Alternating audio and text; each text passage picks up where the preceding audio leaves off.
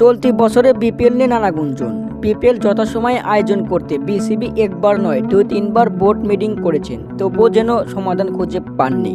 চলতি মাসের 14 তারিখে বিপিএল এর নিলাম শুরু হবে চলতি বছরের ডিসেম্বরের 27 তারিখ থেকে। শোনা যাচ্ছে এবার বিপিএল এ কোচের দায়িত্ব নিচ্ছেন বাংলাদেশের সাবেক অধিনায়ক মোহাম্মদ আশরাফুল। বিপিএল এ কোন দলে কোচের দায়িত্ব পালন করবেন সেটাও প্রায় নিশ্চিত হয়ে গেছে।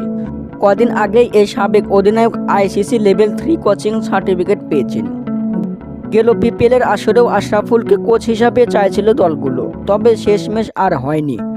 এবার চলতি বছরের বিপিএল এ আসরেও কয়েকটা দলের সঙ্গে কাজ করার কথা বলেছেন তিনি। এবার নিজ থেকে ইচ্ছা প্রকাশ করলেন বিপিএল এর কোচের দায়িত্ব পালন করার।